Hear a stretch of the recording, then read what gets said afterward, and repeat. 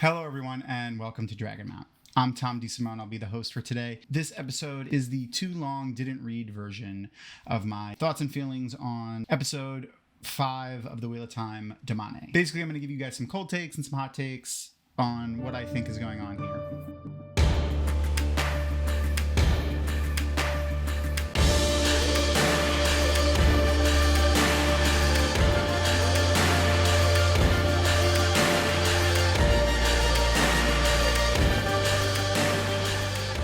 All right, so first up, I'm going to go back to an oldie from the last couple episodes, but Avenir is a dark friend. I'm just doubling down on it. Avenir is a dark friend, 100% hot take. Avenir is a dark friend. I'm 100% in there with this now. I've been calling it since the first time we saw her on screen, and I'm calling it right now again. Avenir is a dark friend. I think Liandrin's going to be redeemed as a Black Aja.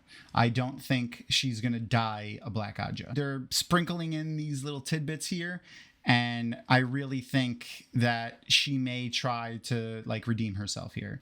I'm not sure if it's going to be soon or later. Maybe it's just in the end, like she does something at the last second to change things up. But I think she actually might be liking Nynaeve, and wanting to help, for real. I'm not sure. But when she cut those bonds, I didn't just get the feeling I got wasn't just a dark friend trying to mess with another dark friend. Part of her wanted to do it because she wants her to be free and she doesn't want this to happen to her. And I don't think that's I want the forces of light to win yet, but I feel like it's a kernel of light in there and it may grow. So I'm going to say Liandrin might be redeemed at some point. She might not die a Black Aja. And the number of Forsaken. So Lanfear, and then she mentions Mogideon, who's insane, Grendel, who's a vain idiot, and then the boys. So from the image that we have of the Forsaken statues is the only thing we can go on right now. We have one that is holding a violin or a cello or something like that, viola, whatever it is. It's a stringed instrument, Asmodean. Then we have the short-bearded one with the scarred face, Samael. We have Ishamael. And then we have a fourth one. Who is it? I think it might be Agenor, and maybe they put Agenor and Demandred and everyone together, or we could still have a Demandred, and then we have an amalgam of Agenor, Balthamol, Balal, all of those put together. But I liked that they kept Mogideon and Grendel. Their storylines, respectfully, in the books were pretty interesting. Combining Semiraj and Lanfear, it looks like, because Semiraj was the one that was really good in the dream, so giving that to Lanfear. I mean, Lanfear was also really good in the dream too, but giving it entirely to Lanfear, is she's the best. Cool, whatever. We'll see what she does with that. If they do the entirety of Semiraj's storyline with Lanfear, it'll be interesting. And that's all the hot takes I have. There wasn't that many in this episode. This episode seemed to just do really well, and I don't think there are a lot of hot takes to have. I'm sure the haters will find something, but I enjoyed it. I usually give a best dressed, best use of the one power. Yeah, I'm pretty sure all of them are going to Lanfear this episode. The last episode may have been Daughter of the Night, but this episode, she steals almost every scene she's in, and she steals almost the entire episode. I mean, the scene with Aviendha and Perrin interacting was just beautiful, and I really loved that scene. I was laughing out loud the entire time. Ayula Smart as Aviendha is just wonderful, but Lanfear pranking Ishamael, getting in his bed in his dream as Rand, and then their whole interaction there, with are you going to betray me? Of course I am. That would just so good. She's got this look that she can do, Natasha, that's crazy but not at the same time.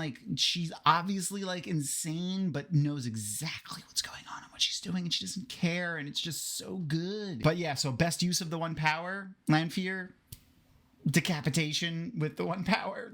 Oh god, just the ease at which a channeler, and a powerful channeler at that, can just murder the hell out of whoever they want whenever they want. The twist of her wrist, she ripped that guy's head off. I really see why people are terrified of channelers. It just it makes perfect sense now. I have read the books a million times. Speaking of cruelty, and then she sews the woman's mouth shut. How'd she even do that? Oof, man, so good. And best dressed obviously goes to Lanfear too. Look at that goth Cher. Yes, please. Like, that's totally what this is here. Like, totally. Oh, God, so good. Sharon Gillam, who's the costume designer, just so, like, just fantastic. This screams Lanfear. Like, the decadence and, like, sexuality of it just screams Lanfear. It's so good. We got some interesting tidbits from this episode about the Forsaken. We got, Mogideon and Grendel, name drops, is the only two females that she mentioned. Mogideon is insane, and Grendel's a vain idiot. And the boys couldn't, execute a plan if they were compulsed. So Rafe is teasing us with the Forsaken, like she said the boys, because he wants to teach us just a little bit longer before we find out exactly who all the Forsaken are. I mean, I love it and I hate it at the same time, but well done, Rafe. Well done. No Matt this episode. We have a lot of Perrin, a lot of Rand, a bunch of Nynaeve and Egwene and Elaine now, and Maureen, but Lan and no Matt. Very noticeably. I suspect Lan is going to show up in Cairhien at some point. I remember some scenes from some of the earlier teasers of Lan and Maureen fighting. That looked like it could have been Cairhien. So I'm thinking he's going to show up there at some point. And then Matt apparently is also on his way there, so that's interesting. I don't know, as of the last episode when, Ishii told Min to bring Matt there. So I'm kind of interested in seeing where that storyline goes, because I got no idea where they're going with that, which is great. I love that. I love that I can't figure that out. I love that there's a lot of possibilities here, and obvious one is just he wants the two of them to be together, Rand and Matt, so that he could mess with them or whatever. But the idea that I get to be surprised by new Wheel of Time stuff is just exciting to me, because I've been reading the books for 20 years and, once they ended, I thought I was never going to be surprised by the Wheel of Time again, yet here we are, and it's fantastic. I love this new journey we get to go on. The destination might be the same, where the story ends, maybe, but the journey so far, at the very least, is very different, and I'm enjoying it.